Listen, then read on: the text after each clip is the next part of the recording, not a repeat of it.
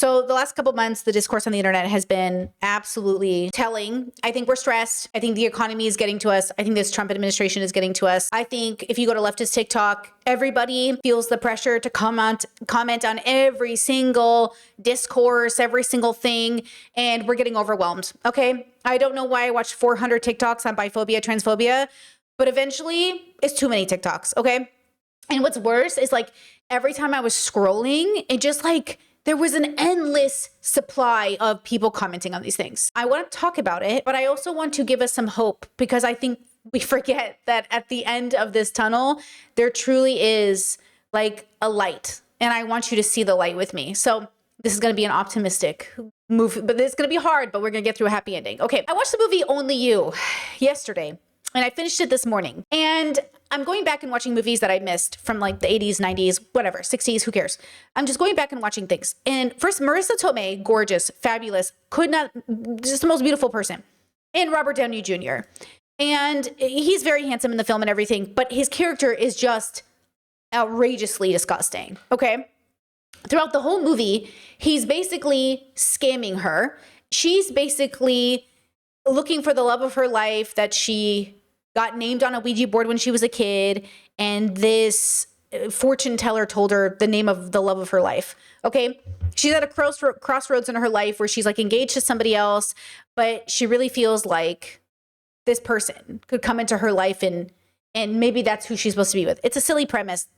The point of the film that I think is so interesting though, or the way that the film ended up moving along, was to say that basically, even if a man has lied to you, scammed you, deceived you, gone out of his way to violate your consent, he's still the love of your life. And just so you can get the vibe. The only problem is, I guess, me, because I'm in love with her. I love her more than she'll ever know. But you're a lucky, lucky man. You got the right name. Mind you, that when he says, I love her, you know, and I'm in love with her, he doesn't know anything about her. They don't know anything about each other. She is fighting this, like she's in a romantic child delusion as well, because she's trying to look for this name that was, you know, said to her as a kid, and this would be the love of your life. And she's chasing this person with this name. It ends up being a nothing burger. Her brother basically tricked her when she was a kid and never told her. And so she went her whole life looking for this name. Okay. But what's really interesting is the way that Robert Downey Jr.'s character gets to play himself off as this romantic, amazing, truly in love character when he multiple time deceives her, multiple time takes advantage of her. Like, it's so bad. It's so outrageous. It's so patriarchy. It is so how media trains us to think about love. Then I saw this TikTok. Okay, here we go. Rocky just straight up essays Adrian. Just like straight up. Because Adrian goes to leave his apartment, right? Rocky comes up and blocks her in. Straight up. Blocks her in. Mind you, Adrian is not a very big woman. She is very small. Rocky is a jacked ass nigga. He is physically stopping her from leaving the apartment, right? And he proceeds, after telling her to take off her glasses and her hat, he proceeds to say, I want to kiss you. I don't care if you don't kiss me back, but I want to kiss you. Right? Okay, then look at this comment section. It says, when you're watching Raiders of the Lost Ark and they mention Indiana Jones as a child predator, bro, the media we grew up loving, the media we took for granted, the display of like what is consent, holy shit, it's so ingrained in us.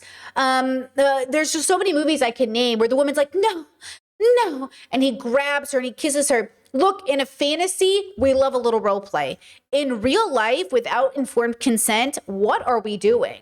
Okay, so this is why I say to you, I don't blame people for being so fucked up. I mean, the world is so fucked up, but the media we consume, which is why you have to have the discernment about this is fantasy, this is reality, which if you didn't watch my last Bert Simon commentary video, please check it out. Discourse said, I'm so surprised you only learned about Indy recently. I just never heard it before. So I shared on stream that I just learned about the Indiana Jones stuff. But to be fair, I'm relearning everything that I've ever consumed. Like, we went back and watched Sex and the City. Sex and the City too. Like, there's so many consent violations. I mean, like Sarah Jessica Parker, Carrie has a friend who records women having sex with him without their consent. And at the end, it's sort of glorified because Samantha specifically goes to his house to have sex with him. So he would record her. Do you know what I'm saying? So like when we have these conversations, I want you to stop being shocked that people know or don't know. Sorry. I want us to stop being shocked and also to be shocked. Like I want us to be shocked, but I want us to also stop being shocked. Because we cannot say the world is ignorant and the world doesn't know and then look at ourselves and say like, how did I not know this? Why would you know this? Because if you didn't go back and rewatch media with your new eyes, if you didn't go back and rewatch media with your new brain, why would you know this? Because when we watch media, we forget it. We don't remember it. We don't think about it. We remember it in the moment we were, the feelings we had when we watched it. Like, this is what I'm saying about the world is we warp the way people are saying things to fit the way we feel about the world. Oh, a guy told a rape joke, but he's joking. He's just being clever. Oh, the president of the United States joked about having, or him and his daughter having sex in common. It's just a joke to be like spicy, right? What's the favorite thing you have in common with your father? Either real estate or golf. Donald, with your daughter? Well, I was going to say sex, but I can't relate that. Oh, that was Hulk Hogan creepy. So, no, I know. So, if Ivanka weren't my daughter, perhaps I'd be dating her. You know. Stop it. Oh, it's so weird. Stop. You know what? You are sick. Yeah.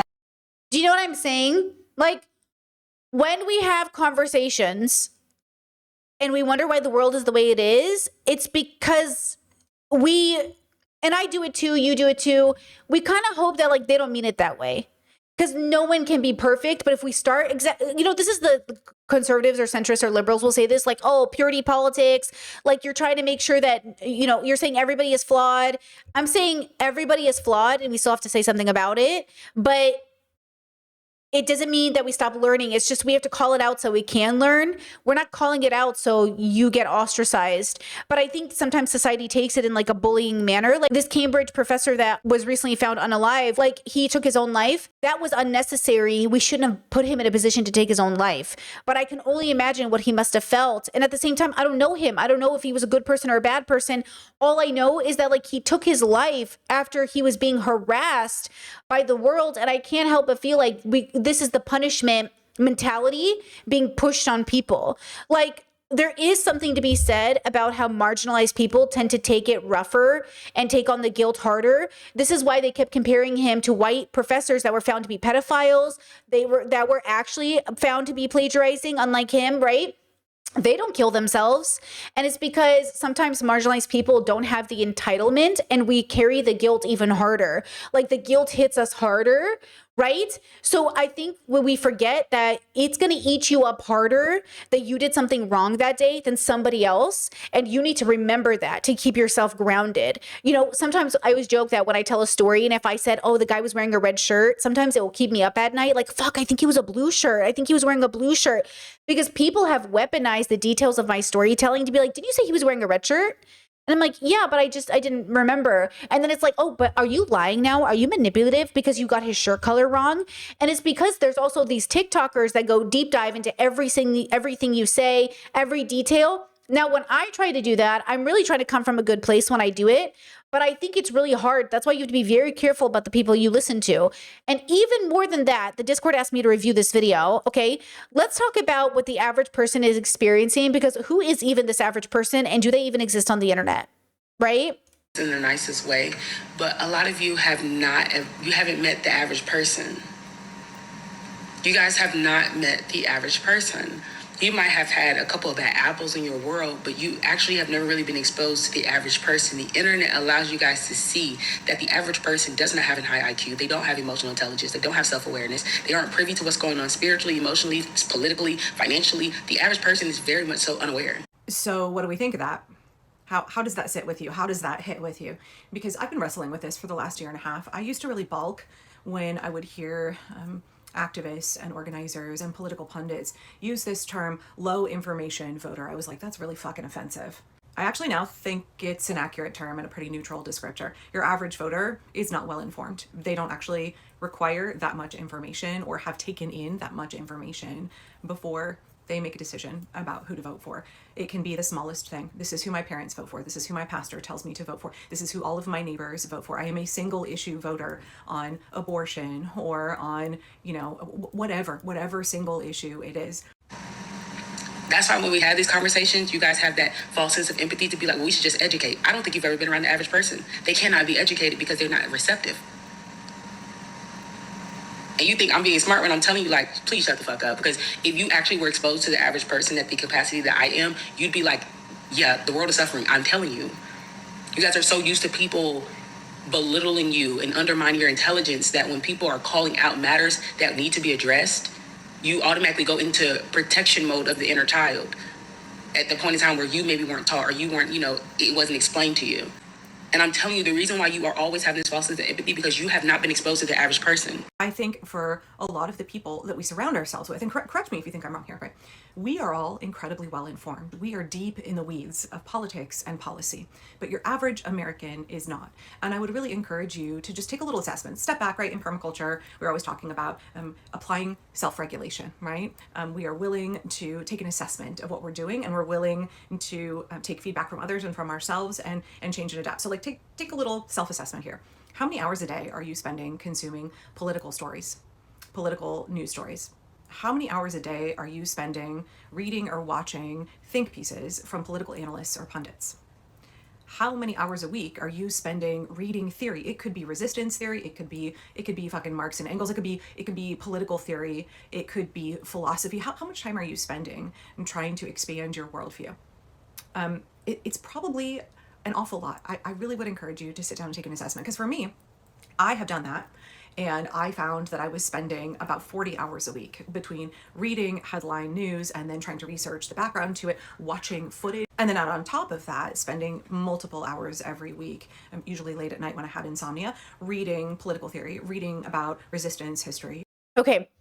So I want to say this respectfully because my past self did this as well. And I'm going to cover this today. My thinking, why I'm saying it. What good is all of that research if you understand people less and less? Like, what good is being politically aware? What good is it being engaged in all of these things if it takes you away from understanding people? Which is why, I think you need to pay attention to how people are existing, why they're not paying attention, why they're not interested in politics, and that you are, yes, the exception, but I don't mean it exception complimentary. I mean just exception observation. I'm just saying, we're all doing those things, but most of us are doing it because it's hobby adjacent. It's nice. It feels good. It feels cathartic. It feels like we're doing something without doing something. It's interesting. It's like, I'm not convinced that most people are doing this because I don't think you're making a sacrifice, is what I'm trying to say. I don't believe in sacrificing because I think I don't really believe in it. I think people have problems. Everybody is suffering and everyone's busy. And I think how you spend your time is you're doing it for a reason. And the question is why you're doing it. Okay. And I think this is the difficult part. So it's not to say that average people are stupid. We've been having this conversation. It's to say that most people are not as interested in what you're interested in. And we're all having different relationships with these things. Like, I used to hate reality TV because I thought it was for dumb people. And then I started watching reality TV like a sociologist. And I was like, oh, this shit's good. This shit's interesting. And then think pieces started coming out on the internet. Therapists started reviewing reality TV. We all started watching reality TV like we were all armchair psychologists, right? And there's something to that, but that doesn't make us more aware of people. Just like true crime girlies aren't more self-aware just because they know things about true crime. Like, the question is going to be, how are you as an individual taking what you're learning from watching these shows and improving your life and your relationship with other people, right? Like, what are you taking from all of this media that you're consuming? Like, even me watching this movie last night and then coming to bring it onto stream and make a bigger point about it, that's very specific to my brain. Most people are watching movies and be like, okay, cool. But I like discussing movies, but I don't want to discuss the cinematography. I don't want to discuss the plot. I want to discuss the philosophy behind the movie. So even if you have a movie girl, like sometimes people will be like, oh my God, Brittany, do you love movies? And I'm like, I say no, because as much as I enjoy movies, I don't want to be lumped in with those movie people because I'm not having the same conversations as them. But if I want to watch TV or movies and talk about philosophy, then hell yeah, I love movies. Because I want to have a philosophical conversation about them, right? Okay, look at this video. Their personal Gen Z equates their personal taste to morality. I started to realize how irritated I was with Gen Z's personal style of judgment, especially when it comes to projecting their personal taste onto literally anything that is created, but almost framing a piece of media's disregard for their own specific personal taste as a moral failing. Gen Z's inability to cope with an incessant need to shame absolutely anything that deviates from what they think something should be is actually just conservative values they probably haven't unpacked, and they're exhibiting in different forms. I say this as a Gen Z. This is a conversation I see everywhere. Go watch their video. We do need to talk about it because, well, a lot of them are just openly shifting to the right. Shout out the manosphere. I just think consistently shitting on Gen Z for being conservative is so reductive, because I don't know why you thought younger people would be more woke. I just don't know why you thought that was going to happen, except we thought it was going to happen because we ignorantly thought, and I was there with you, that somehow millennials had done enough work that when we had children, they wouldn't be. But why are you forgetting that you're probably the only leftist in your millennial friend group, unless you move cities, specifically only interact with leftist people and or never hang out with conservatives or quote average people? It's like, where did we get so entitled and fucking egotistical about like thinking Gen Z was going to be more, you know, it doesn't make any sense to think that if the majority of the world is conservative, generally speaking, if most of the world is still basically struggling, then why would we think that? And so again, we think that because we're in our bubbles, we think what's happening in our bubble is everyone else. We think our trajectory is everyone else's trajectory. Well, I became more leftist, so obviously younger people would be more leftist, but that's not how that works. You know, that's why I say every new baby you have could be a future serial killer, white supremacist leader. Every single baby you have is susceptible to the same bullshit everyone came before you. You cannot guarantee who your child will be. You can only do the work to bring down the probability. Now, the comment I want to highlight on this chat is, God, if I hear unnecessary sex scene one more time, can I say something? Unnecessary sex scenes are a real thing. Why am I watching this movie about these two people falling in love? And the premise of the movie is that she is like constantly throwing herself at this man simply because of what his name is, because she believed in some magical belief. She wasn't even getting informed consent. And then it took a man molesting her. Okay, so here's the premise. Here's what happens. There's a scene in which Robert Downey Jr.'s character is so convinced he needs to be with this woman. And at the end, he gets her, of course, because it's Hollywood, okay? That he pays his friend to pretend to be an actor, to pretend to be the man with the name she is seeking. Follow me. She shows up, meets this man who's supposed to be the love of her life. He molests her, which is a part of the script, so Robert Downey Jr. could come save the day and beat him up.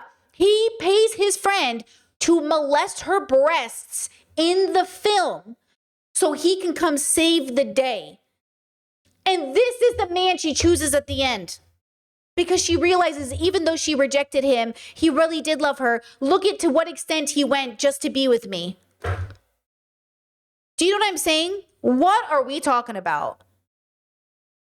And I'm sitting here saying, this is what I'm saying. When Gen Z or anybody else, I don't know exactly everybody's motivation, but there's a reason a lot of us are like, why the fuck are these teenagers fucking? Why am I watching a sex scene between two 15-year-olds allegedly? Like, why do I need to watch this? I get it. You know what I mean? Give me a show about 45-year-old lesbians fingering each other, please. Bring back the L word. You know what I'm saying? Give me a story about 27-year-old people getting it on. Stop giving me stories about 15-year-olds fucking, and maybe we'll have a different reaction. Do you know what I'm saying? Give me a story that's consensual and interesting and passionate. You know what I'm saying? Stop giving me stories about rape and being like, I don't know why everyone doesn't want to watch this rape scene. I don't know. Maybe because it's not moving the plot along. Why are women always getting molested for the plot? Like, can we please? Why does rape have to be in every fucking, like, Jesus Christ? Okay. Then I want to lump this into this idea of the concept of like knowing yourself or knowing you're on a planet. Okay. So watch this TikTok here. Oops. Every night I'm taking a walk and I just can't help to ask. Hold on. All the volume is so low for some reason. Every night I'm taking a walk and I just can't help to ask all the time, what the fuck even is this shit, bro? Like, what the fuck? Like, we really here. This is something we're really doing. This is happening. This is something. Like, this is like, yeah. What the fuck? No? Like, am I tripping? Like, on some real shit? Every night I'm Okay, so obviously it's like a very simple statement that's very, very relatable. So many people will relate to this statement and don't do nothing about it with their life. So it's like, yeah, it's so true. Like, oh my God, we're really here right now, right? But whether or not you take it deeper, whether or not you use it to improve your community, whether or not you use it to change the world, probably not. It's just, this is why to nihilism, you get stuck in the nihilism bubble of like, oh my God, are we on a floating rock in space? But then there's nothing after it. There's nothing next. There's just, oh yeah, like what is this? And I'm like, yeah, let's figure it out. And most people are like, oh, I'm not going to try to figure it out. I just want to point out the obvious. And I'm like, oh, well, I kind of want to figure it out. Like, what do you think? Like, what is this? Like, what are we doing here? Right? And that's kind of the part of it. Now, Discord said, I think it's because, Brittany, this is like the first time in the records that we have where we have seen a backslide in political leaning in a generation, when it's always seemed to be the case that the next generation is farther left than the generation previously based on statistical data. I think that data is bullshit. I think the data is bullshit. I think the data is bullshit because, like, where is this data coming from and which country is it focusing on? And if you look at the global population as it is, we've always been moving forward. We still are. But if you look micro inside of a country, if everybody was always moving forward, then when the feminists of the 1800s and the Marx and Hegel and everybody from the 1800s, when we've already been figured it out, no, I don't know why we think every generation is getting more liberal if we're still in a cycle of conservatism every generation. Do you know what I'm saying? Like, it doesn't make sense. So, like, if the world was moving more forward, racism would have been done. Shouldn't we have figured that out already then? Shouldn't have misogyny been figured out? Shouldn't homophobia been figured out? No. Like, this idea that we're all moving forward, yes, on the macro, we're all getting a little bit better, but barely. So I think it's kind of a lie we tell ourselves to feel like, oh my God, the world is so different. The world is the same it's always been. This is my argument. This is my stance, right? So I think the illusion they're selling us is like, this is a tragedy. Gen Z is so conservative. It's not a tragedy. It's just like the cycle of life. So that's why I'm telling you, it is a cycle. Okay. And so we have to remember, yes, Discord, or yes, YouTube chat, it's not a linear journey, but it's sold to us like one. And so then we get confused, like, hey, didn't we already figure out racism? That's why remember the white Gen Xer I showed on my Burke commentary videos, like, we ended racism. We ended racism so much that white people say the N-word now in a cool way. And I'm like, habibi. Like, that's what I'm saying. Like, there are people literally living in a world where they're like, we ended racism, which I get. When I was really young, I used to think like big racism was over. Like the big racism was over.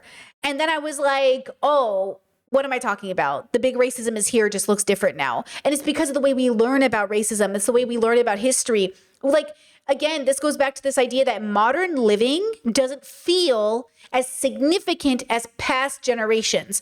Past generations, they feel romantic, like they were doing something real. Like when they marched, it was like, wow, like a big deal. But when we march, it's just silly. But they were marching and they were also seen as silly.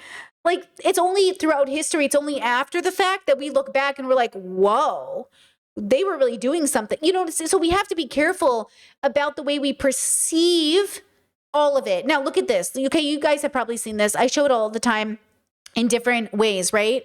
Here's this. Okay, so it's zooming out. It's like, this is the reality of what we're dealing with. Okay, this is the literal factual reality of what we're dealing with, right? But the dilemma is your relationship with this reality. Okay, do you see this and you're like, oh my God, you're right. Nobody's going to see, nothing matters. I'm just going to fuck up the world. Or do you see this and think, Jesus Christ, why, if this is real, then why are we spending all of our time being so inefficient? And then you realize we don't have a choice because we don't have the free will to not. Like, we don't have the free will to really process our life. So we have to just do what we can in the very present of what feels the most real to us. And that's why it's really hard to build community, because we're trying to build community with a bunch of people that are really fucked up, ourselves included. We're also the fucked up parts of community that people are trying to build with. At certain points in our life, we're the person that like nobody wants to build community with anymore because we're not doing the work, right? And then on the other side of it, as you grow, somebody else is that person. And so again, like, we're all of these things, and that's what's so hard. But still, our life is important. We're really impacted. We really like the things we like. We have hobbies. We have thoughts. We have feelings. And so it doesn't matter that we're, that this is our reality alone. what matters is what we do with it. What matters is the way that we're compassionate and loving and forgiving. And also we stand up against bigotry and we do the right thing, even if other people are failing to do so, which goes back to my idea earlier. I said, you know, you shouldn't join a movement because of its people. You should join the movement for the principles of the movement. And if I really, truly, what threw me out of movements as I was coming up was like the people. Y'all are annoying. Most of you are bad people. Most of you fucking suck.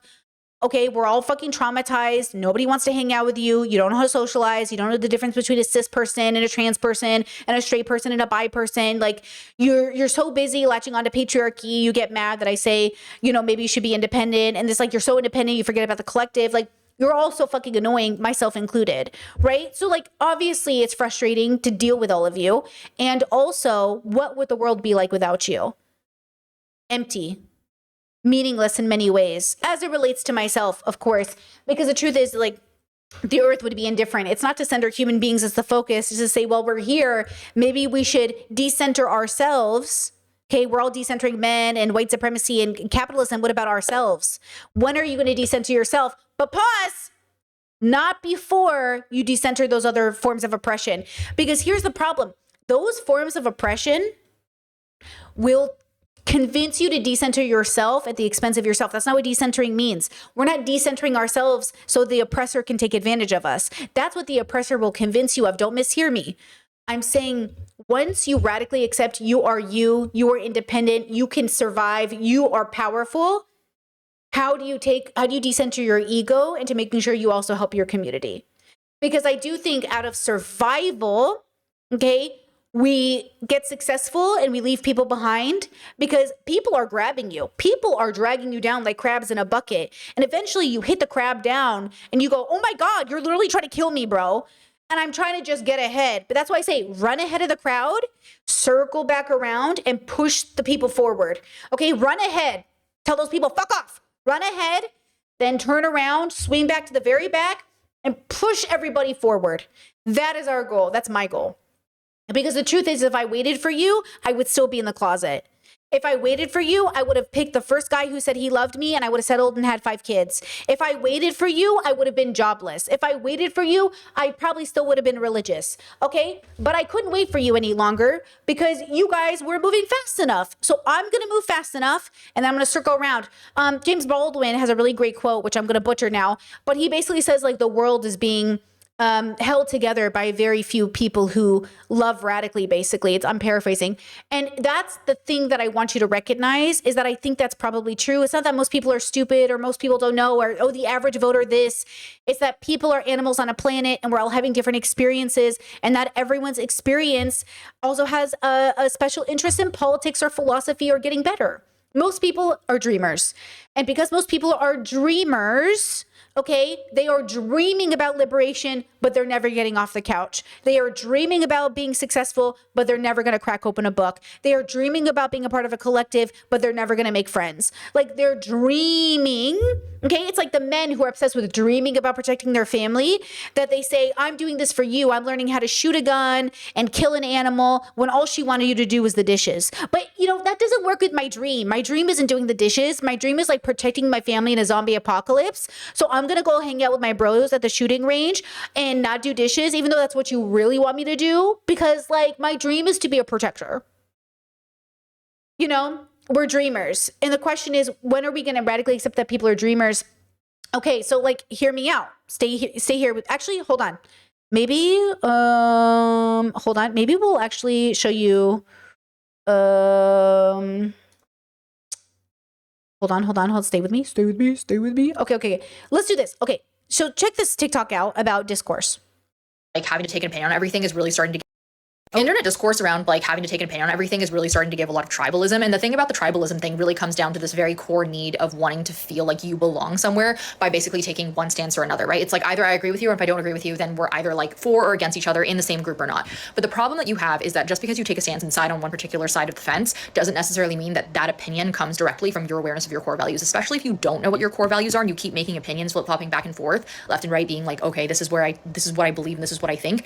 what are your core values? And do those opinions reflect back to your core values? Because if they don't, you really don't have to be having an opinion online for everything. Because at the end of the day, like if you want to belong, then belonging will always matter above your core values. And that is a problem because that means that you don't know who you are. You just want to feel like you belong and you're seen to belong. We're becoming more tribalist. We're becoming more but that's okay. Like, I want to validate your need to belong because I want to belong too. I want to know who my tribe is and who I can rely on and who I can love. And I also need to radically accept that, like, even the closest people in my life, they're going through their own fucking shit, bro. They're suffering and going through their own fucking shit and they won't know. Like, one of the most frustrating things I think for my job that I have to face is, they say that your family will never see you for who you are present day because they're kind of like stuck with how they see you. Like for some of my family members, they will never not see me as like struggling Brittany in her 20s. They cannot fathom that like 37-year-old Brittany has a career, has a field, has a focus, like is doing good work, because for them, they're always like, you know, Brittany, she's just like, she's doing whatever she wants, you know? And you kind of have to accept that the world, even those closest to you, cannot see you. It's like they're too close. And yet, even if they're too far, they don't know you. So if they're strangers, they don't know you. So the audience doesn't know me, but the family members are too close to see the details. And it's like, I have to meditate. I think we all do. I don't think this is unique to me. I think a lot of us go through this experience of, if you're doing the radical journey of growth, then it will always feel like, who is there to you? You are the one who's going to see yourself in all your facets. You're the one who's going to see anytime you deceive yourself or lie to yourself or get better or attain a goal. And then you're going to share that with the appropriate people. And the problem with the internet and all this discourse is we're not sharing it with specific people. We're posting it on the internet and anybody can see it.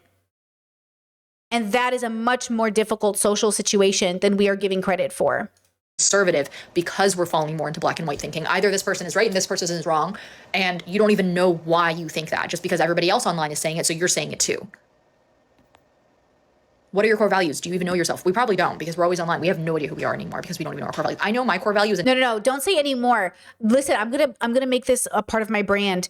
Stop saying anymore. You know, stop saying, oh, we don't know each other anymore, ourselves anymore. Nobody knows anybody. It's not, nothing has changed. Nothing has changed, guys. Everything about life is the same socially. People are socializing the same way. The technology changing didn't change shit about our interpersonal relationships. You think it did because you're stuck with this illusion that the way that it looks matters. You're stuck on the aesthetic. The aesthetic is distracting you. If you wipe off the aesthetic, it's the same bullshit. I was just telling my partner about growing up in my family, and I was telling him, there would be times in the household where, like, if there was a character on TV and the word gay came up, or the insinuation is the character was gay, it was like the breath was taken out of the room. It was like all of us would be like, and then we would feel it, especially me, and then everybody would look at me. This is before I came out. Mind you, my mom has been asking me if I was gay since I was a kid. My mom asked my brother if he was gay when he was like 4.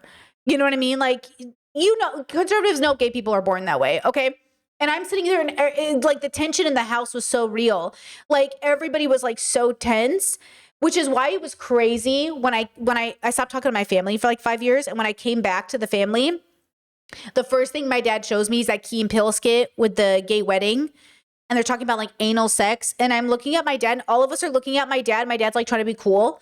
And I'm like, oh my God, like what is, like, we grew up in a household that was like, you know what I mean? Like it was so strict. And then, you know, that's the problem with parents, is like they go through modes. I saw my dad watch Ren and Stimpy and laugh at fart jokes, to being a dad who never farted in front of anybody, to being a dad that never would like let gay people be on the screen and tell us to turn around if unmarried characters kissed, to being a dad who was like showing us Key and Peele.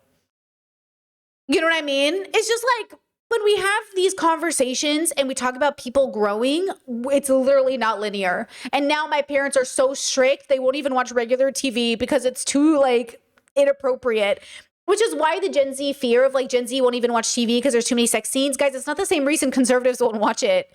Gen Z would be happy to watch, like, it depends on who you mean by Gen Z, but there really is a group of Gen Zers that's sick of watching rape on screen and calling it plot. You know what I mean? Not all, but some. And I really wish when people would criticize Gen Z, you'd be specific and give examples.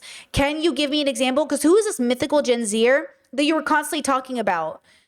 Because even though I think they exist, it's important that we talk about who they are, because there's, you know what I'm saying? Like, hello? Okay. Integrity. So if somebody is very in alignment with what they say and what they do, I have no problem Just be consistent. For me, consistency matters above all. If you say you're going to do something, do it. And if you don't, then I have a problem with that. So if I see a person just being like consistent with like who they are and what they say they are, I'm like, okay, like live your life, do your own thing. I don't necessarily have to like agree with everything you say, but I know what your core value is. And I resonate with that core value. So at the end of the day, like I will always resonate with what somebody has to say, whether I agree with them or not, because at the end of the day, I see a certain core value being reflected in who they are and what they do. Like that's Okay, so that's a nice sentiment. I'm not opposed to it, assuming we're all kind of like on the same, but we're not. And that's the difference, is like we don't share core values. Guys, leftists, whatever that fucking means to you, different bubble than most people. Okay? If you're a queer, especially, and that's your intersection, way different. We're not sharing core values. So you remember the conversation with Drew Afwalo and Lisa and YV Edit? No, Lisa is YV Edit, but I got this comment.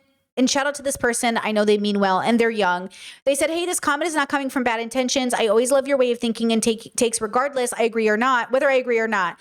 But I do not agree with this whole point of freeing yourself from patriarchy by basically completely ignoring the fact that how society perceives you and your partner in the system. I understand how some certain type of men has this perception of holding power, looking down at women by paying stuff.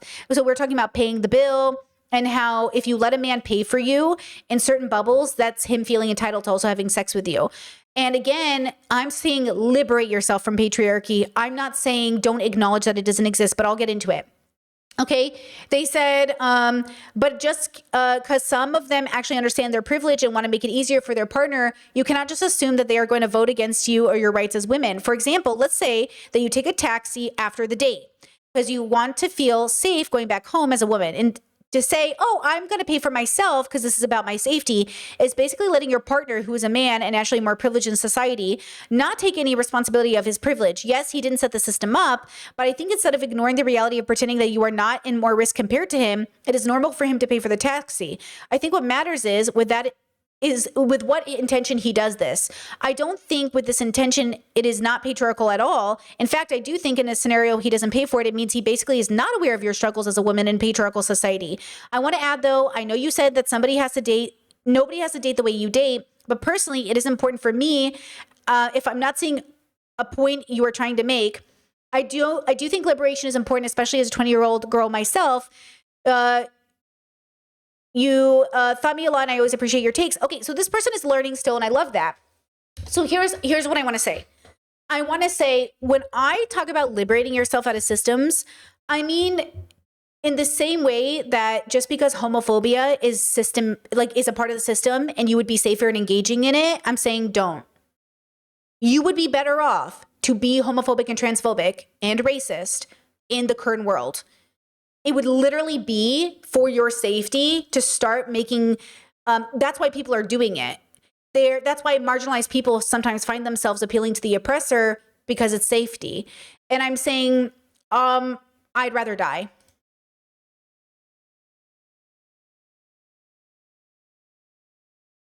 Because of the way that my journey has gone, it was like, I wanted to die. I wanted to kill myself because I was like, oh, the world's really fucked up and I'm never going to be safe in this world.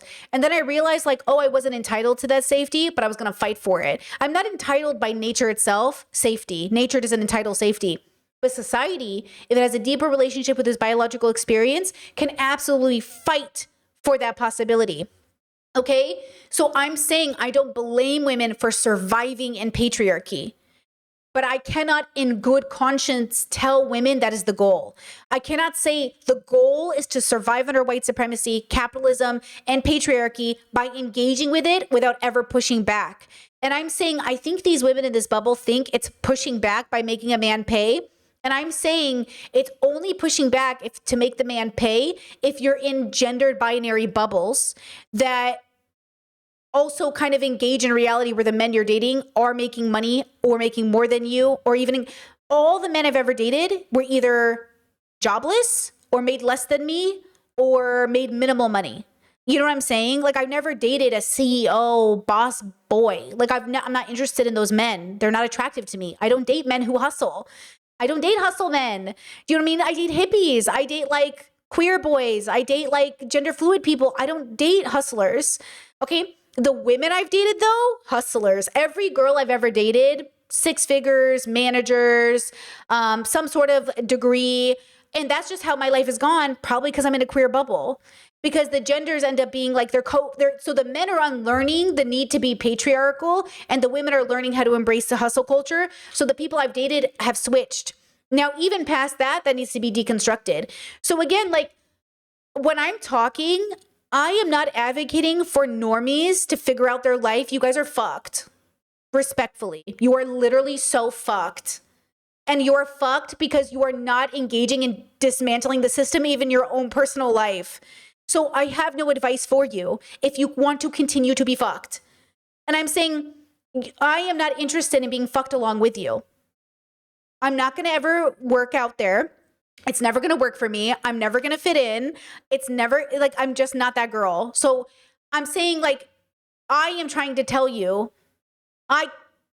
you know what I'm saying? So if you want to keep engaging in those scripts, do it.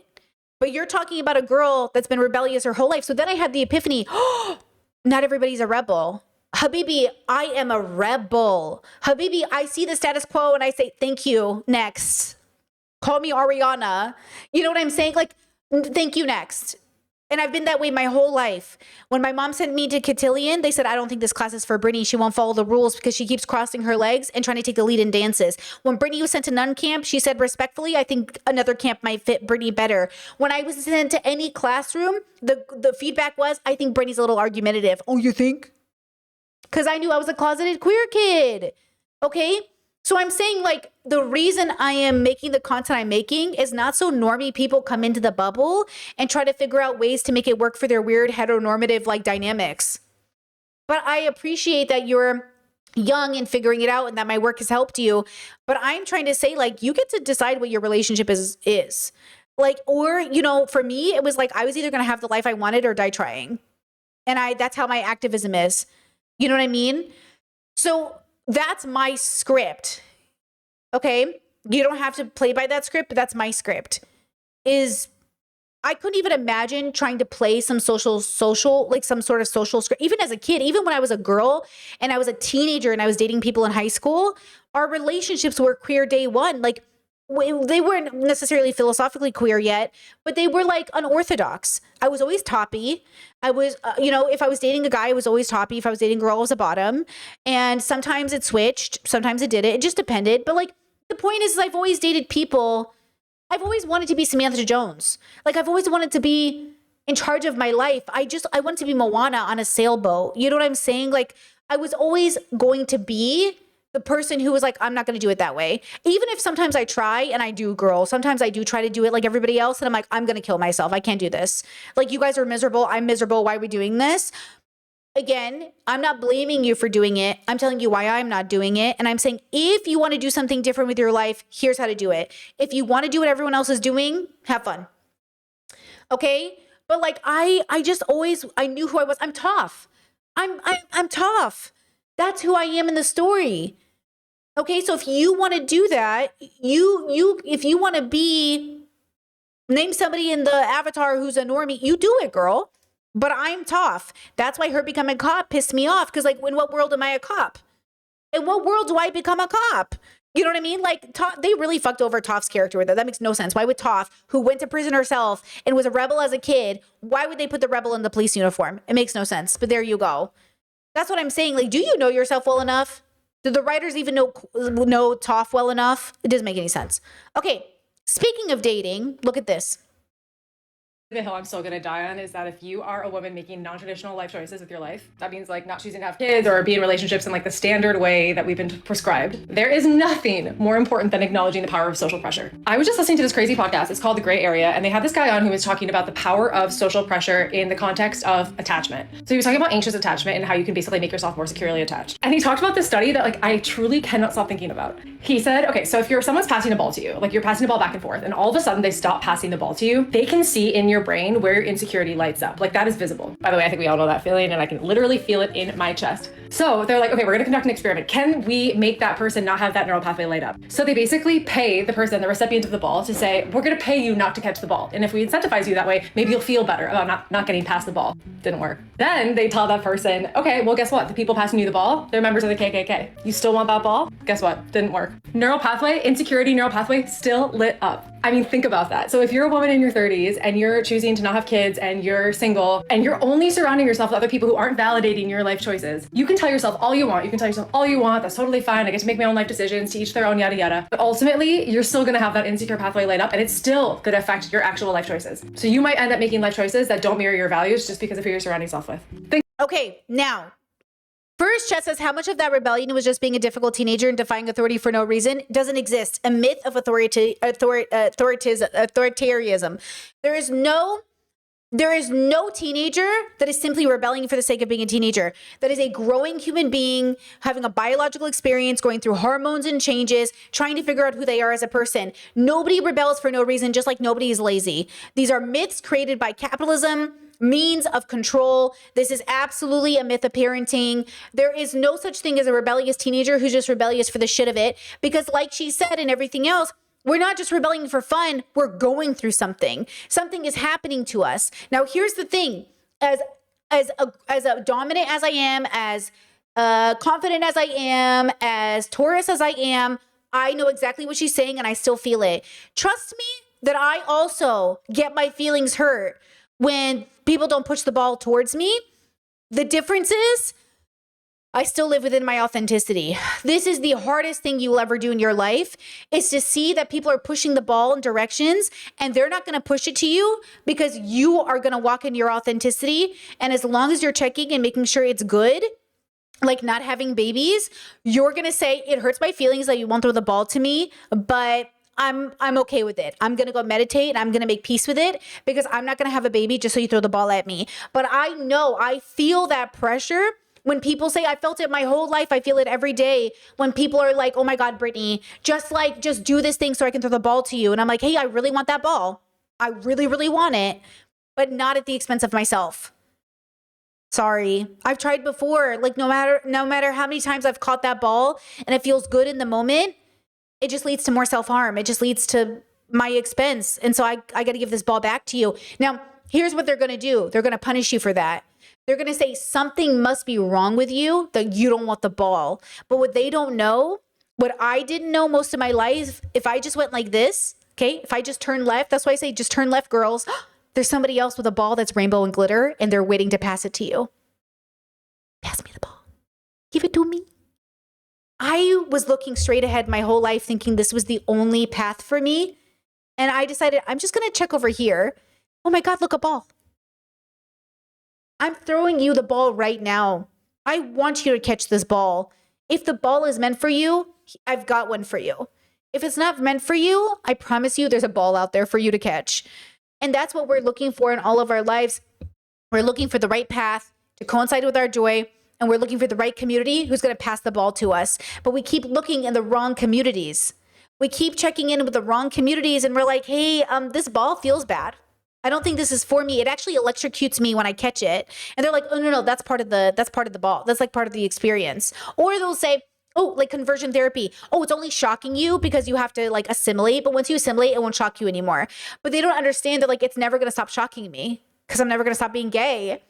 Okay, so don't worry if you feel like you are living in your authenticity and no one's throwing you the ball. You need to change communities. You need to travel. You need to go online and go to different places on the internet. You need to read books. You need to find your people.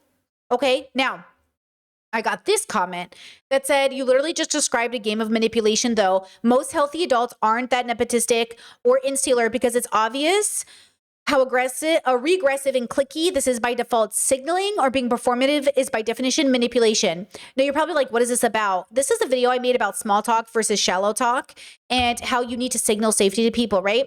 They said the whole video naturalizes and moralizes a lot of oppressive social conventions while ignoring how arbitrary and violently imposed they are. Like even when trying to talk about it from a marginalized POV, it feels like it treats ableism and patriarchal norms as an unchanging baseline instead of a social barrier to be abolished. Okay, this is the clip. This is the timestamp. I went a little bit before to get the context. In New Zealand, This is past Brittany talking. I have connections in like so many different places. Now I know somebody, just one person. And that one person goes, oh, I can vouch for Brittany. She's cool. And now I've got a community that embraces me because I've got a person to vouch for me. Now, it's not that you're playing a game of manipulation to say, my goal in life is to be so cool. People want me in their community. Your goal in life, what are you, a liberal debate bro on the YouTubes? No, your goal in life is to be a good person and to attract and make connections with other people who are like you. And that's how you build organic community, not through trying to be cool or trying to show off or trying to pay for friendship, but by actually bonding with the individuals you are meeting up with. Community isn't there for you to objectify and utilize and take advantage of. Community is there for you to build and see as something unique in themselves, like a consciousness, only it's a community, right? Okay, and this person's reaction to that statement, okay, was you literally just described a game of manipulation though.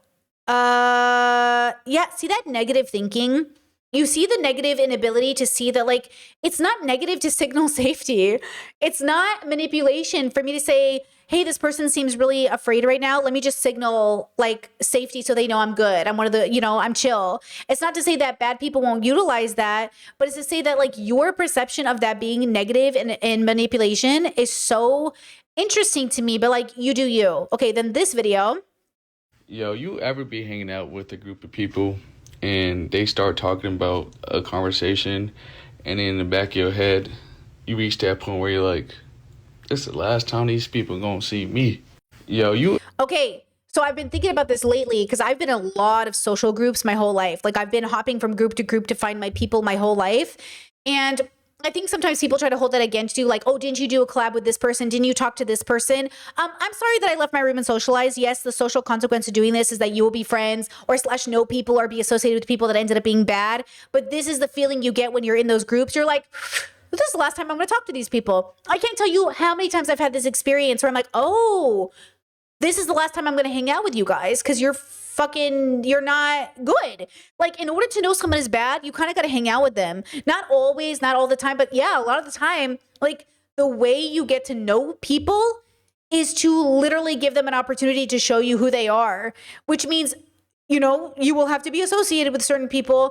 And I'm saying, yes, we could and we should build a baseline for who we interact with based off of certain criteria. But even if you're with someone who says, I'm non-binary, I'm a liberal, all these things that are like, okay, that's typically okay, they can still be a deceiver. Hello, Debate Bro Space. The Debate Bro Space is full of so many of these people. They claim they're on the left. They claim they're cool with gay people. They claim they're pro-choice. They claim. And then you get to know them and you realize like, they're like predatory. They're like misogynists. They're racists. But you don't know until you know. Okay? Look at this video, right? Now this is pause. We're almost at the end here. Listen. Okay, we're like halfway through. This is why society is suffering so deeply. 1, we're animals on a planet. 2, suffering is a part of our life. What we want to do is have wise suffering. Yeah? But here's the problem. We are scared of being scammed. So we shame people who are scammed, right? We're afraid of looking stupid. So we shame people who are stupid. We're afraid of making the wrong choice. So we double down. We're afraid of being seen as evil. So we pretend it didn't happen. This is the problem with building community with people. You can't build a community with people who lie more than they tell the truth. You can't build community with people who rely on a fabrication rather than trying to get to the source. You can't build community with people. And so you have to be very careful about what community I'm building. Once again, my inner circle is different than this community I'm building. So as an example, actually, this is really hard to explain to some people. So I'm just going to trust that you're neurodivergent enough to get this. My inner circle, so here's me. My inner circle is not a choice. I do not get to choose. Okay, wait, is choice, wait. Okay, I don't get, did I spell choice right? Where's the I? Anyways, I don't get to choose who my inner circle is. It just happens. It just happens. I don't get to choose this, okay? This is not my choice because inner circle to me is like people you love unconditionally. I have noticed in my biological experience, okay, thank you. I don't get to choose this, okay, right? I don't get to choose this. It happens. The people I have inner and outer circle, oh yeah, I'm going to choose those. That's my choice. I break up with those people all the time. Okay. I end friendships all the time. Okay. And then everybody else, oh yeah, I end those friendships like, oops, everyone else. I end those friendships all the time. My inner circle, the people that I feel like are like my family, like related to me, I don't choose my family. But the chosen family I choose, that feels different. And that's not people who are unrelated to me. So most people say chosen family is people who aren't blood related to you. That's not how I think about it. I think inner circle, my family, also includes people I'm not related to by blood. I don't think I get a choice about loving those people. I just think it's there. But I can have a very close friend who I end a friendship with, and I will be like, oh yeah, that makes sense. It was time for us to move on. But my sister, it will always be hard for me if we ever stop talking. That will always feel sad to me. Even though I value her consent, and if she ever felt like we need to stop talking, right? But I cannot unknow my sister. But other people I used to know, like people I used to be very close friends with that I don't talk to anymore, like, yeah, it's sad. And sometimes I think about them, but like they're strangers basically now. But my family is never going to be a stranger. My inner circle is never going to be a stranger. People I consider my like siblings, they're never going to be strangers to me. Like a stranger means a stranger. Do you guys know what a stranger is? That means you walk by them and you don't even notice them. Guys, like a stranger is a very specific concept, right? Okay. You cannot build community and closeness with people who lie. That doesn't mean that they won't be inner circle. So some of the people in my inner circle, terrible liars, predators and liars. I don't have a choice though. They're my inner circle. What I do have a choice in is whether or not I hang out with them. So we're not talking, but I love them. Okay. If I had a liar as a close friend, I would break off that friendship because I realized it wasn't healthy, right? And I wouldn't feel bad about it. If I knew somebody in my circle that was a liar, I would just break off from them. I would just like stop talking to them. Hell, if you show up on my Discord and I catch you in like too many lies, I'm going to boot you off my Discord, right? When we talk about community, I think we're forgetting there is like state community, country community, global community. Those people I'm not checking. Okay, then there's like inner circle community, and then there's like neighborhood community. There's community in your bowling league, and there's community. Okay, so this word community is confusing everybody. But again, what you're looking for is people who are going to take advantage of you and people who are working on it but troubled. Okay, so look at this. I think one of the scariest people you can come across are the people that lie so much that they even believe it. Like, I've experienced this firsthand where someone would lie so much to their partner, to their family, friends, whatever, to paint this persona of them. They're like this perfect person and like things happen to them, but they've done like the most messed up things. And if you experience this, these are people that you can't meet like mentally or emotionally, because if you do something that threatens their performative like show that they're playing on for people, you will be the bad person. They'll lie about it. They'll make up something about you and not be like on your side anymore. It won't be your friend. It's a weird manipulation tactic that they'll manipulate the truth to make them look like such a, it's so wild. But yeah, that's like the scariest people you could come across, because that's why I tell you, it is the scariest, most unnerving person to come across, and they're weak of character. You know, there's this like really famous Andrew Tate quote that I think is so funny. It's like Andrew Tate says like the scariest man. Oh God, I'm going to butcher it. It's like the scariest man is a weak man and I'm the scariest man alive. Something like that. And I'm like, but there's a weakness of character. Ironically enough, it's not quite Andrew Tate because you kind of know what he's going to do, but it is a type of weakness in a person where you don't know what kind of thing they're going to create next. Like you don't know what they're going to lie about next. And I call them like more or less like scammers who double down because they can't face themselves. But I have a sibling who is this person. I have a sibling who he literally, well married, targeted a family member, a married family, like married into his family member who was a minor to seduce this child, okay? And then somehow twisted the narrative to becoming the victim. And then when I stand up against him and I say like, he can't come to the get-togethers, you're crazy for inviting him. It's, what's your problem, Brittany? What did he ever do to you? Did he do something to you? And I was like, he did something to a child. Oh, what did he do though? She was kind of old enough. Don't you think she has a part in this? What part is her responsibility? And then it's like, oh, Brittany's crazy. Like Brittany must have a big problem with this sibling, because that's the only explanation. God forbid I'm just taking a principled stance against predators like in the family. And this is why I say, like, you have to be careful with who you build community with. Mind you, I unconditionally love my brother, but I haven't talked to him since 2019. My love is not conditional. My time spent with you is. My love for my family isn't conditional. My participation in their life on a daily basis is, right? I haven't cut my family off. I put down a huge boundary that I'm not going to talk to you. But I believe in accountability, and that looks like, well, that's a big thing, because the family's always like, well, what does it look like? What do you want him to do? I don't know. We can start with an apology. And then we can start talking about all the other justice reform stuff we could talk about. Like, it's not a rehabilitative justice or something. Like, we could talk about accountability. Like, that's the problem, is like, they're so afraid.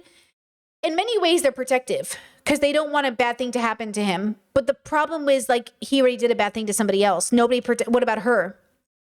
What about her? It's just amazing how we want to protect the predators over their victims. And I do understand from a psychological perspective why this is happening. But I just want to explain to you that, like, okay, now you see this guy. You remember this guy? She posted the whole video, by the way. You remember this guy? This is an abusive domestic violence relationship. It's really triggering. I just want to play a few seconds for you. I'll be like it'll be an editing masterpiece. How many times after agreements, contracts, writing, letters, thousands of dollars in psychology, I will not do this anymore. I promise to my mom, break my mom's heart. Do you think I fucking trust a word coming out of your mouth that you will not hurt me again? No, I fucking don't. So don't waste my time anymore. I'm preparing for your manipulation. I'm way the fuck ahead of you. I've given up until you show me something different. I'm not coaching you. She has a bruise on her face from where he beat her. This woman had bruises all over her body from where he beat her. He admits in this video he physically beat her because she made him, right? This is how people talk on a spectrum when we're talking about any of these topics. And I know this sounds crazy. It's not the same thing. Hear me when I say this. It's not the same thing.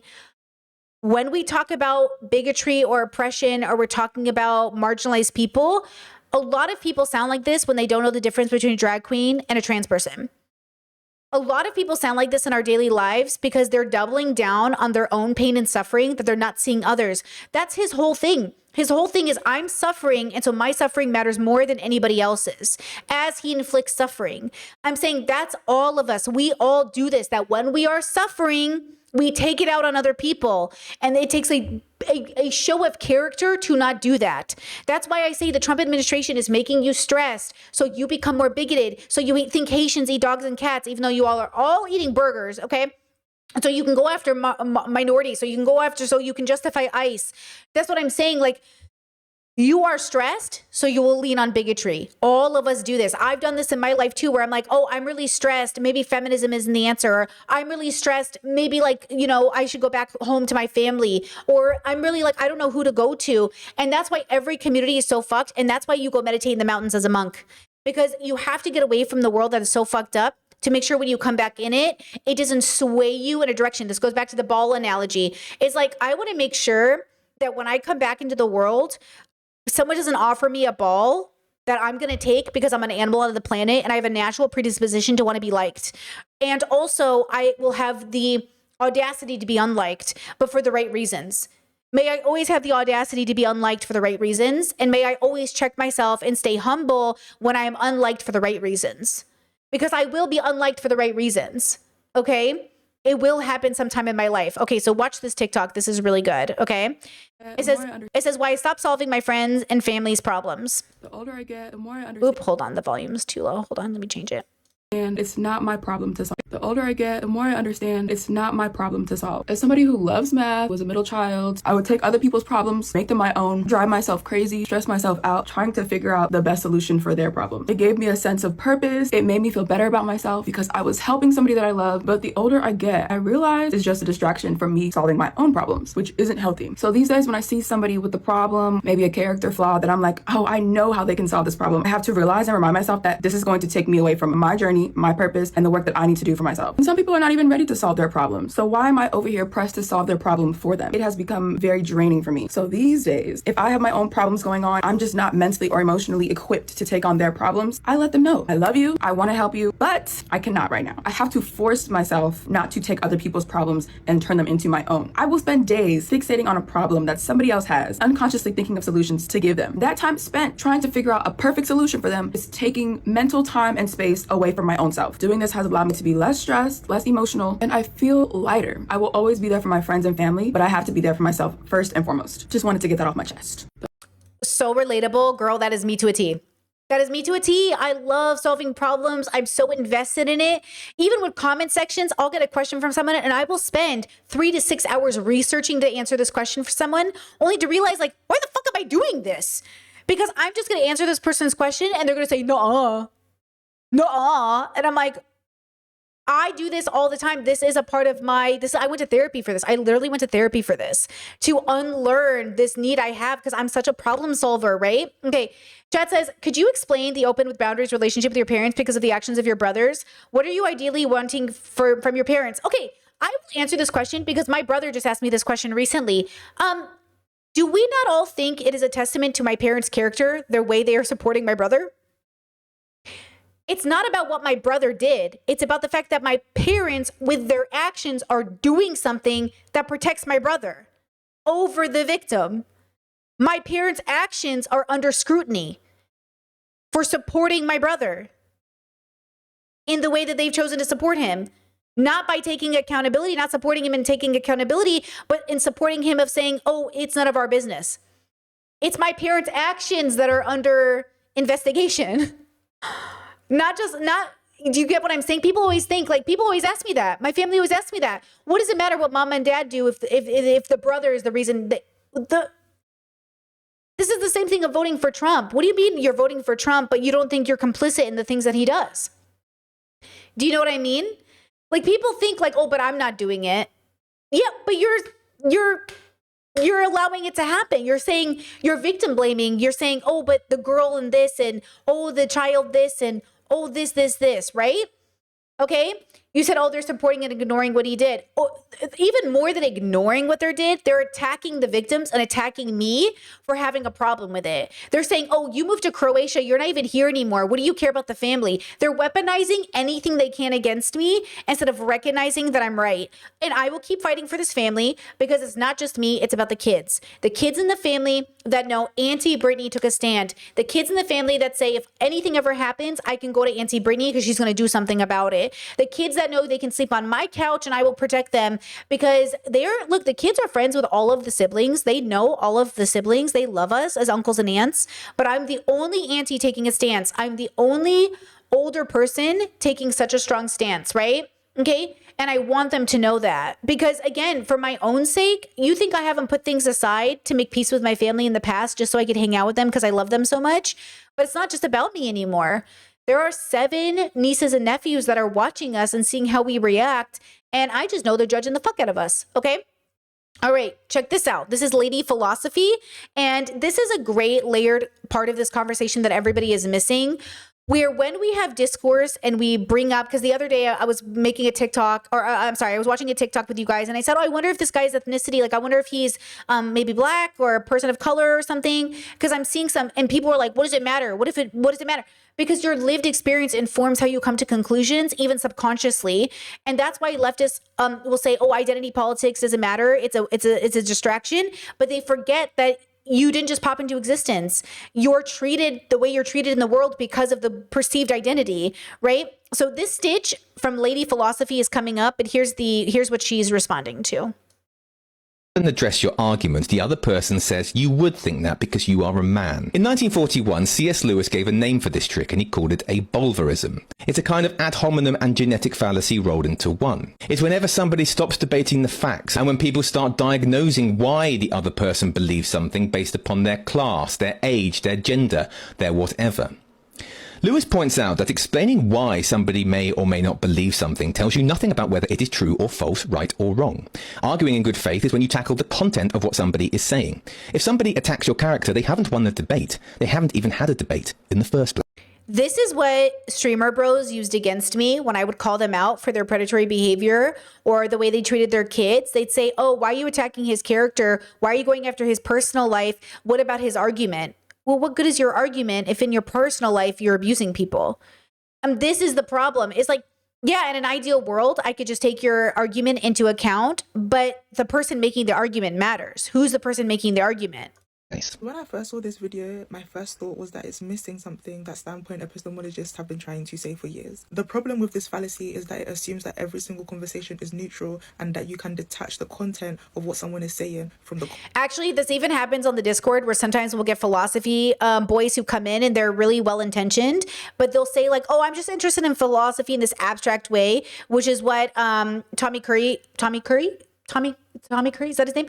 Talks about, the philosophy professor, which is like your philosophy must also be political or grounded in some politic. Because if you're just doing philosophy for philosophy's sake, then you're not actually doing anything. You're not actually being introspective. You're just having fun. It's like a hobby. And yeah, hobbies are great, but you have to think about the reality of like, we didn't just pop into existence. We're connected to all of these things, right? This is why I say, like, for all the people that are saying like, oh, somebody, like one group has a deeper relationship with one experience and one group has a deeper relationship with another experience.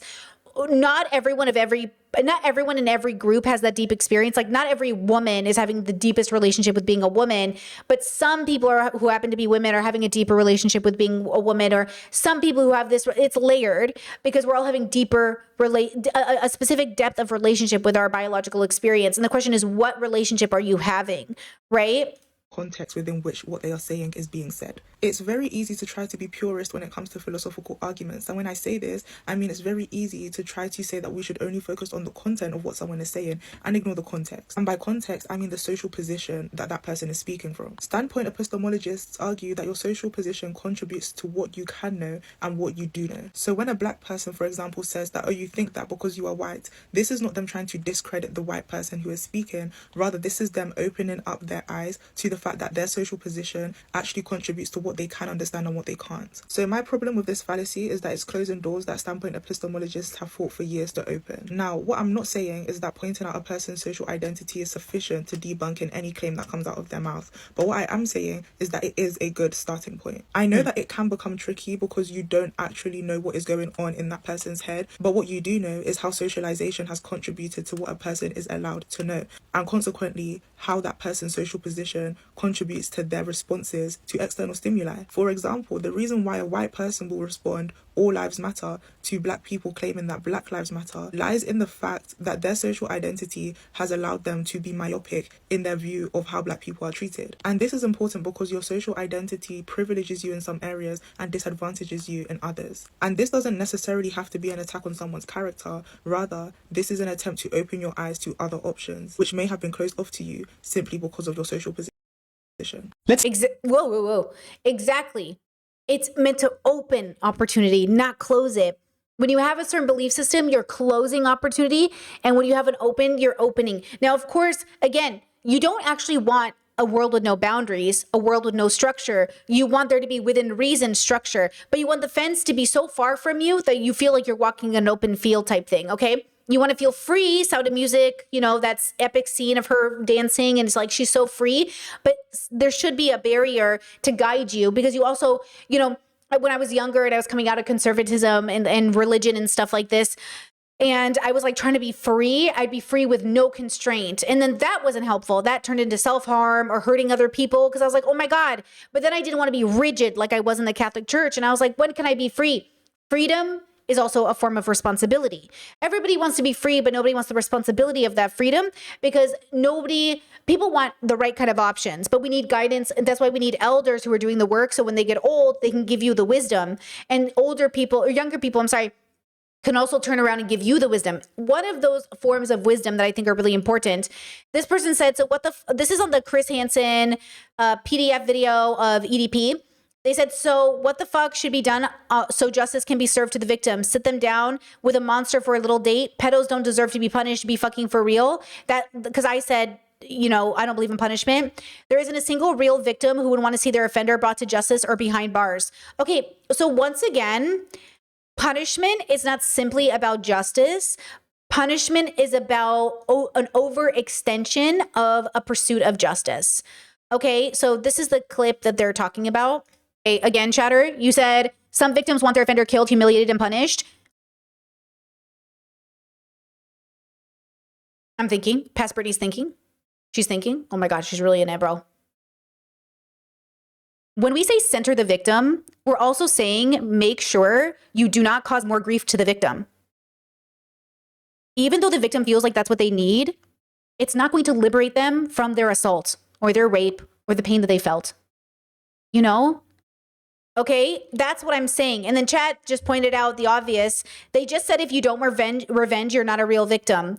You don't get to decide what a real victim wants when it comes to their recovery. But guys, if you've been a victim of sexual assault, that's why you go to therapy. So therapists can help you. That's why you can't repeat the cycle and say you're breaking it. Seeking revenge and punishment is a form of what got you abused in the first place because someone felt entitled to using your body. You are not entitled to hurting people's bodies. You are not entitled to people's bodies, even bad people. You are not entitled to people's bodies. What we have instead is a system that does its best to protect people, and that doesn't mean we're going to let predators run free. Okay, let's talk about prison abolishment, okay, using this, because this is the frustration I have too, and I think Dr. Amber's really good at kind of extending on this discourse. So whenever someone gets on this app and is talking about police abolition or defunding the police, the first thing we're immediately hit with, it's bad, branding is bad, that branding's bad. Okay, so what is the verb that communicates what abolishing and defund seek to accomplish, which is, and I described in this video that's linked, what I think we should do, like in the city that I live in, we spent I think I maybe have that number wrong, but let's say $240 million on police. We spent a lot of money on police. I would love to take like 10 million of that. Could we put it toward parks, housing, anything? That's defunding police. That is defunding police. What is the word that captures that? And please, and you can't use the word reform. You cannot use the word reform because police reform has a specific meaning and a specific context to mean keeping what is in place and just marginally tinkering around the edges. And instead, what police abolition and defunding mean are about radically reimagining and revising the system that exists, right? So you cannot use the word reform. Reform's out. So if it's simply a problem of branding, tell me what the word is. Because I will say, and I'm asking this question because what it often feels like when I'm trying to have this conversation is people are like, well, it's your branding, that's it. They reduce it down to a problem of branding. But what it often feels like to me is like, well, you just don't want people talking about abolition or defunding. Truly. It feels like what happens is you use the conversation about branding. You say the brand is bad, people don't know what it means, but then you don't often. Exactly. I think what the problem is like when I say I don't believe in punishment, people will hear you don't want predators in prison because you've been convinced by the system that like putting people in prison is a form of justified punishment. And I'm saying locking people in a cell where they are then abused and raped by the system and or in conditions that are disgusting. Because reminder that conservatives glorify prison. They think they're having a good time. This is also part of the propaganda, the jail-ganda. Like, conservatives will be like, they get 3 meals a day. They're in a nice bed. They're literally fighting for their lives sometimes behind those bars. And not to mention that the officers are raping them. Their fellow inmates are stabbing them. Like, people are getting hurt. You know what I mean? Like, what are you talking about? It's not a good time in there. And they'll say, oh, well, they deserve it. They raped somebody. Okay, but then who is doing the raping? Oh, who cares if rapists are murdering other rapists or murderers are murdering other people? Y'all are so exhausting. That's what I mean. Is this the world you want me to be so excited to live in? A world that is just so focused, this patriarchal concept, this entitlement to bodies. Like you sit there and these men will be like, see, I'm protecting you. A good man, this is coming straight from patriarchy. You know, obviously victims of rapists want to sleep at night knowing their rapist isn't on the streets. I agree with this. Take their rapist off the streets. But how are you then sleeping good at night knowing your grandpa is behind closed doors getting beat up by people at 87 because your grandpa's your rapist? Are you excited that your grandpa's getting his shit rocked Probably fucking not, which is why you never told anybody about it, because you love your grandpa. You know what I mean? So again, you have to be very careful about who you think is raping your kids, because it's definitely somebody you know. Hell, it's probably you. Like, you're doing this thing where you think people are raping random strangers in like the park, which is also happening, but it's often somebody you know. So it's much more complicated, okay? It's much more complicated. Now, stay with me here as we wrap up. Here's what we really want. We want to feel safe. We want to feel seen. And we want to be free to be who we are. And we want to know that we're good people. We want to go to sleep at night feeling good about ourselves. And we want to believe that we're doing the right thing. So let me tell you the way the internet was so upset at this woman for having a home birth in which she was definitely past due and kept going. Okay. Just your friendly reminder that there is no such thing as a risk-free pregnancy or birth, whether you are at home, in a hospital, in a birthing center, it doesn't matter. And statistically, home births are safer than hospital births. Not that statistics really mean anything to me, but for those who listen to statistics, I'm not that crazy. Okay, just like watch some of these videos, okay? Just like watch some of these videos. Piece of shit for having a lower bandwidth. To be completely truthful, I've been feeling like a huge piece of shit for having a lower bandwidth and lower capacity in the last few weeks of pregnancy. I just want to share with other women out there that this is normal, it's not forever, and it's okay. To be completely... Okay, watch this one. Hold on, let me check the volume. Okay. In our 9 years, and it was extremely stressful. Oh, hold on.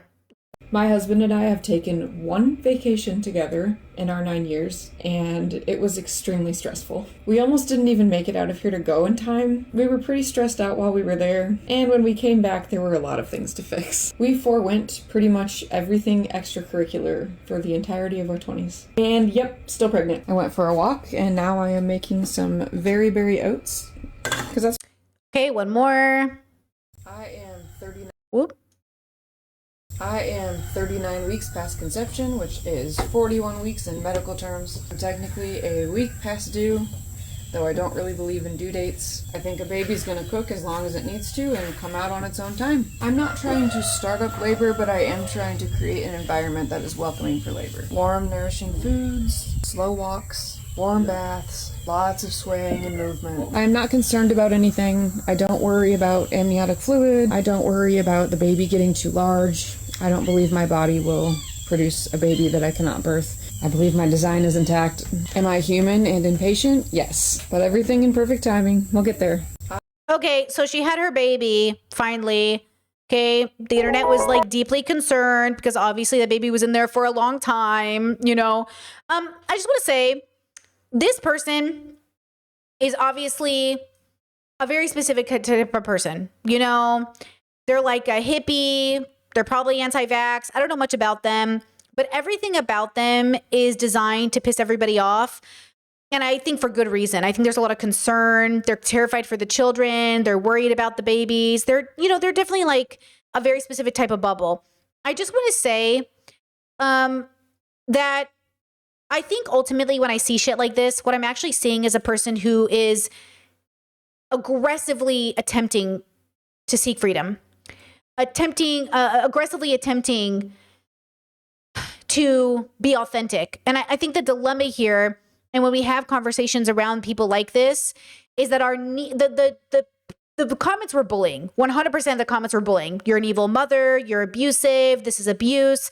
I just want to say most of the people writing those comments are definitely abusing their kids, because everyone's abusing their kids when you live in a world where nobody reads and nobody studies. And at the same time, like, everyone kind of sucks, but I think ultimately what you all want is a sense of safety. You want to grow up in a world where you're right and you feel safe, okay? And so I think that that's the thing that we're facing here, because like my sister-in-law does home births, but she has the hospital on call and she has a doula, right? And the dilemma here is like a lot of people, it's not the home births, it's the home births plus the locks, plus the hippie, plus the anti-vax, plus this, that creates a scenario that just pisses people off, right? And so again, when we have these conversations, it's like, we're seeking freedom. We know the statistics of women of color in hospitals. They have a higher rate of being killed during childbirth, right? There's a lot of reasons to distrust the medical community, but maybe not going this extreme? And also, isn't it all just a call for something real, to feel alive with your life? This is why people chase drugs and being high, and we chase lotteries, and we chase relationships. We're trying to feel alive in our life. But this is why I say, like, you will feel the most alive in meditation. You will feel the most alive in love. You will feel the most alive in joy. You'll feel the most alive when you attempt to break down barriers and live in your absolutely most authentic, right? Now, before I show you this last video that is layered and complicated, I want to answer this question or this comment that said, hey, Britt, I will say, Brittany, empathy for a rapist is a radical sell. I don't know how to sell that without sounding like I'm one of them. I'm not asking you to be empathetic to rapists. I am asking you to be empathetic to yourself. To the person who would have to take revenge, to the children who were harmed by those rapists. I am not asking you to be empathetic to the rapist. I am saying the rapist was somebody's brother, somebody's father, somebody's mother, someone's teacher. I'm saying that was somebody's trusted adult. I'm saying there's a person who would have to carry out the revenge on the rapist, and that person deserves the empathy to say, you don't need to live with this memory. The reason IOF soldiers, military soldiers in the US, soldiers who came back from any conflict are killing themselves, taking it out on their partners, and feeling like they can't live with themselves is because you're putting them in harm's way. If you really cared about men, you wouldn't put them in military uniforms. If you really cared about little boys, you wouldn't draft them into wars. If you really cared about your people, Israel, you wouldn't force them to kill Palestinians this way. And now, again, like when we have these conversations, I'm saying we put human beings in horrible situations. If you really cared about men, you wouldn't eat meat, because men in these slaughter facilities are literally experiencing PTSD and suicide. Okay? I'm saying rapists didn't just pop into existence. They were somebody's child. They were somebody's person. They were somebody's husband. They were somebody's loved one. Okay? I'm saying people don't just pop into existence. Like, we come from a background. And I'm saying in order to prevent people from doing these things, we have to be compassionate to how they became this way or how this happened. Okay? I'm going to show you this video. This is our last segment about like radically loving yourself and trying to do better in the world. And it features a lot of scenes from Paris is Burning, which I really want to watch with my community because it's a great documentary about queer people. But I think one of the things I hate about watching that documentary with non-queer people or people who aren't liberated is they will see these trans women who are forced into survival sex work on the streets, who are dying and being strangled by men in their 20s as like something like almost like beautiful, like not the strangling part, but the aggressively being themselves and being 15 and living on the streets and doing all these things. Mind you, when our communities are forced into these situations, we find a way to be radically joyful, but it is not a situation we would wish upon our community to be in a survival sex work situation. It's not a position we would wish on our community to be on the streets at 15, to be addicted to drugs, to have these situations. But of course, all of these people are wanting to seek authenticity, and they are running away or being kicked out from their conservative family members, their families that wouldn't accept them, right? And again, you need to stop romanticizing authenticity as attached to struggle and recognize that struggle is a part of our relationship, but it's not the good part. It's just the reality part. We do romanticize our struggle, and then people romanticize it for us. Oh, isn't it cool that you struggled though? Isn't the subjugation your people experience just proof that you're so strong? Well, excuse me if I'm tired of being strong. Excuse me if we're not tired, okay? And we would just like a world where we didn't have to be strong, but we're not even gifted the opportunity of not being strong because we live in a world that romanticizes it and that we want it. That's why people create narrative around coming up like difficult. I always joke, my brothers like to tell stories about how they struggled when they were young. And I have to be like, you grew up in a suburb. Yes, we all struggle. But the romanticization of like, I struggled because I came from, a hard life. We don't want that for our kids. That's just the reality of their life. So you have to have balance. And at the same time, see the beauty in the fact that you existed and see the tragedy in the fact that you were taken too early. Okay? Here's our last video for today. I can close the closet door.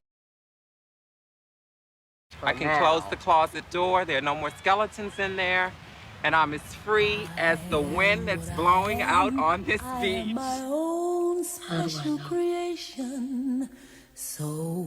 are who you are. The only trick is not getting caught. Or the ovation. Mom says you're the best in the business. That I want to have a little the most gorgeous special things on earth. My world, and it's not a place black I have lesbian to hide filmmaker. in. Life's not worth a damn till you can say I think something more. I am what I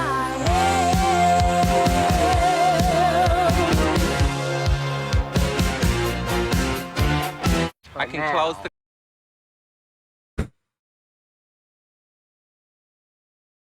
Okay?